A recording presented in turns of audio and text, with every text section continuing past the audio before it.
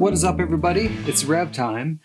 So in the last live stream, if you haven't watched it, go watch it, but they were talking about Derek Johnson.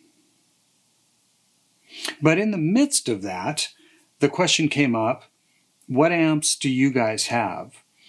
And specifically, you know, posted on the Facebook users group and things like that. But I thought maybe you guys might be interested.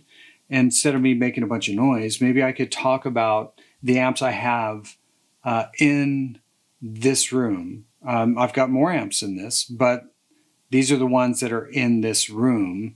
I thought maybe, you know, I'd kind of run through them and let you know how I use each one. I've got quite a few sitting here. So let's start with my Rev Generator 120. I use that amp because it sounds like a Rev, to be honest with you. And maybe I'll circle back to why, but it's, you know, it's a 4-channel kind of does all amplifier. And it's fabulous. Obviously, I work for the company, so I'm going to sound a little bit biased, but it's a really good sounding amp. Right next to that is a Friedman DS40. The reason I have that amp, and I will say that that's the only amp I've ever purchased without hearing it, because I knew it would be a really good amp. It's essentially like a JTM style amp, 5881s. It just does that Marshall JTM thing, but then it's got David's spin on it. When I got it, I loved it. I've had it ever since. Really good sounding amplifier. Right below that is my Suhr Bella. I've had that amp for a long time. That's one of my kind of go-to pedal platform amplifiers. It's based on an Ultraphonics modified Bandmaster. And specifically, I believe, I could be wrong, but I believe it's based on Scotty Henderson's Bandmaster. Really good sounding amp. I do a lot of pedal demos with that amplifier. The cleans on it sound absolutely fabulous. That's another, 6L6 based amplifier. Yeah, really good, just pedal platform. The amp right next to that is rather prized. That amplifier is my Rev Generator 740. We no longer make those, but I really dig that amp I actually really like that. Well, I like everything about that amp, but what I really dig is the crunch channel or green channel, but the clean channel actually sounds amazing as well. Also, I'm kind of a sucker for 6v6 tubes. That one is a quad set of 6v6s. So there's just something about how those tubes interact, and especially the way they break up. They can go from pretty American sounding to pretty British sounding, depending on just how you push the amp. That amp is the one I used exclusively on the last David Crosby record before he passed away. I used the blue channel and the green channel, no pedals, just that amp. So it's a really fabulous amplifier, 2-channel, well, 3-channel, 2 sets of controls. Really cool amp. On the bottom row is my Friedman. That is my BE100 Deluxe. That's a fabulous amplifier. I actually demoed that amplifier on my channel, and after I demoed it, I absolutely had to have it. Honestly, the reason I really dig it is it's the plexi channel. You know, it's a 100-watt amp, but the plexi channel really hooked me. And of course, everything about this amp is great. All 3 channels are really nice, but it really was the plexi channel that got me. David builds really great stuff. So I've had that amplifier ever since. Right next to that is the Rev G20, which is another 6v6 2-channel amplifier. you guys know the history with that amplifier, hopefully, but it was basically Rev's answer to the D20 that had come out, and we'll circle back around to that. But it's a 2-channel amp that's based on essentially the clean channel of a 120 and the purple channel of a 120, but with 6v6 power tubes. So once again, I'm kind of a sucker for 6v6 tubes. Moving down to the wall, you're going to see an orange creamsicle. The cabinet is my divided by 13 cabinet.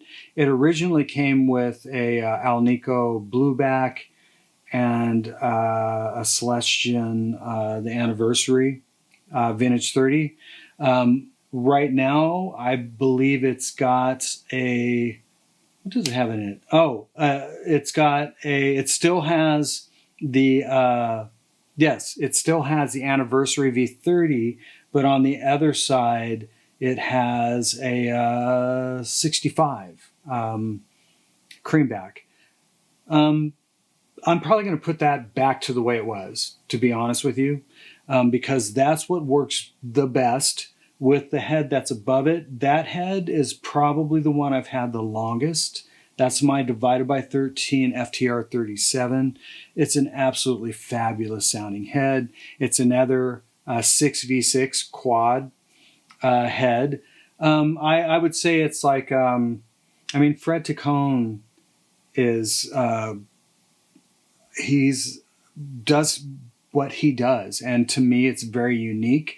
I want to say, yeah, it's kind of like a deluxe reverb, but it's the only other thing I can say because Fred is so unique in how he dials circuits.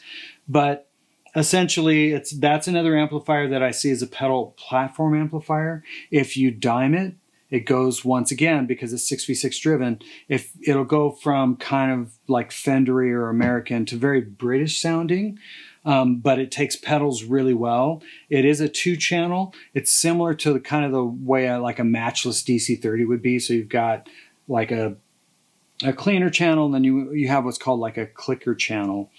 And the clicker channel, you can go through various different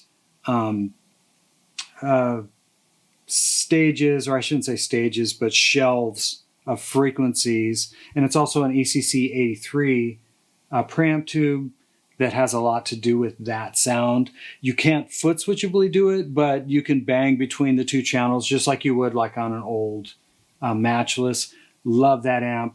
I've had it for so long. And then the amp above that is called the LDW 1739. I just call it the LDW 39. That one is based on it's an EL34. It's a single channel amp, EL34 driven, but it kind of has this high watt meets something else thing, meets Fred Tacone, I guess, meets, it just has this absolutely beautiful top end, but it barks like a Marshall would bark. It's a single channel amp, though it does have a master on it. That thing sounds great. That one's been through some hands because I went through some hard times. I ended up selling that to Tom Bukovac, hoping at some point I would get it back. Tom was so sweet and reached out and said, "Hey, I'm going to launch this thing. I'll give you first dibs." I didn't have the money, but luckily he launched it to another guy named Michael Britt, who I do know. And Michael Britt, bless his heart, he allowed me to make a couple payments to him, and I was able to get it back. So I'm so thankful to have that thing back. It's a really great amp, very unique sounding, and I'll never part with it again. Next to that is my Suhr Badger 30. That's an early Badger 30.